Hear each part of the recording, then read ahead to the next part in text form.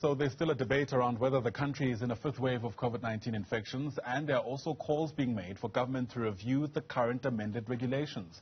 These include the non-wearing of masks in outdoor spaces. Just for context around where we are, in the last 24 hours, more than 7,500 new COVID-19 infections were recorded.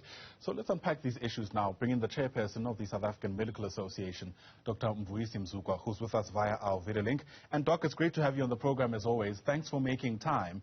Let me just begin by gauging where SAMA stands around this issue of not wearing masks outdoors, because so much has already been said. Is it still necessary? Good morning to you, Ayanda, and to your viewers, and thanks for having me in your great show. Ayanda, if we look back, into the pandemic, surveys are showing us that about 85 to 90% of the population has already been exposed to COVID-19. And this is despite the fact that we've been using masks and all these things. So you ask the question, why are we having that high number of previously exposed? The issue is that even though we wear masks, the problem is the quality of those masks. But secondly, the way we put on our masks. We leave the nose out. Sometimes we leave both the nose and the mouth out, and only the chin is having a mask. So we've been not doing anything to combat the spread of this virus. Hence we're saying, if you've got enough ventilation outside, you don't need a mask. You're out there, there's enough air around you, so there's honestly no need for a mask out there. But now we are getting into winter, where we find that even indoors, people don't tend to open their windows. Even in the public transport, they don't open their windows. So that is the environment that we find ourselves in now, where it's cold out there and people don't ventilate. So several issues are coming up there, Doc. One, it's the wearing of masks not being correctly carried out. In other words, people not wearing the masks properly. Two, the kind of masks also being used, leaving a lot to be desired.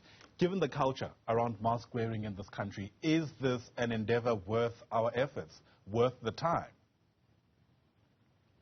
We still have to encourage, preventive measures where we can, and also continue to encourage, educate and inform, our citizens out there that the issue is, the droplet spread. When you speak, when you cough, when you sneeze, you do need to reduce that, and you do need to ventilate around you.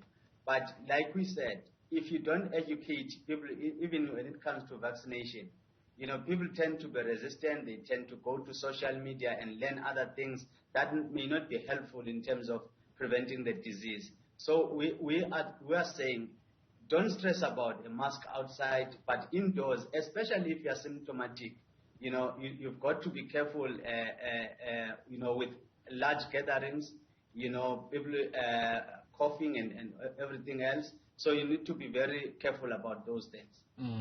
Let's talk about the type of masks that are effective, Dr. Mzukwa. When we started learning a bit more about COVID-19, we were told initially any kind of face cloth is worth it. It's going to make a notable impact. Later on, some health experts came out to say, actually, if you want to be effective, I think it's the N95 face mask that is what you want to actually be using. Now, how important is it that people at least are aware of the effectiveness of their mask? Because I could put it to you, Doc, that what's worse than not wearing the face mask is having people wear the wrong one, thinking it's effective, when quite frankly it's not. Well, it's important that we look at the mask. Really, the cloth mask isn't really helpful. Remember, we're dealing with the virus here, and at times, putting on such mask is like having a net wire around the yard and expecting not to have flies coming in. So it's important that we look at that. One, there are surgical masks. Even the quality of those surgical masks must be assessed. But also the other ones that are a little bit better, or N95 and all those, the ones that are used by healthcare workers, they tend to be better than other masks that are out there. But maybe you may complain about the price and all those things. I think it's up to government to negotiate with others so that, the manufacturers, to make sure that the public has access to those. But it's important that if we speak mask, we must speak quality then. Yeah, absolutely. And that's what I was going to get down to, right? If your analogy around the fence not necessarily being able to prevent flies is anything to go by, there are people who are going to suggest that the wearing of these face cloth masks is nothing but a placebo. We feel like we're doing something, but in actual fact, the physiological benefits of something like that are not even measurable, if at all even notable. Yeah, the important thing is first of all to understand what we are trying to do. I mean, all these years we've been trying to curb the spread of this virus, but you know that we've not achieved that. So we've got to look at what we can do, what can we do at the moment. I mean, look at this. We take now this virus as endemic. In other words, we want to live with the virus. So what are the things that we can do? What are the things that we can't do? We need to vaccinate. I think that's one important thing that we need to do, so that at least we're not putting pressure on our hospitals, but also that we keep the severity of this illness. But on top of that, we need to make sure that we educate communities in terms of these large gatherings, because at times, if you look at some of these gatherings, they are not well. The venues are not well ventilated. And also, you find that there's no proper education, if it's a religious institution, for example, there's no proper education of the members.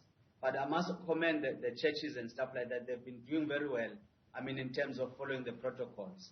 The period for public comments on these revised COVID-19 regulations, I think, closes on the 5th of June. I wonder whether it's worth, in that process, raising the importance of having the correct type of mask, if the mask mandate, in fact, is going to stay. I must say to you, Ian, that the issue on regulations has been very disappointing. The content in there and also the timing that was given. We were very happy that there was an extension. But it looks like the people who were attending to that draft, never took time to consider, where we are in terms of the lessons that we've learned, from this pandemic. They just copied and pasted, which is really disappointing. So what we have done is the Medical Association, we've already submitted, what we think should be done in terms of those regulations. But also, it does not prevent us, from further considering other issues that, because of time, we could not really delve into. Absolutely. Well, I guess plenty else still need to be ventilated. Thanks for your take and your time. Appreciate it. Dr. Mvuyisi Mzukwa is the chair of the South African Medical Association.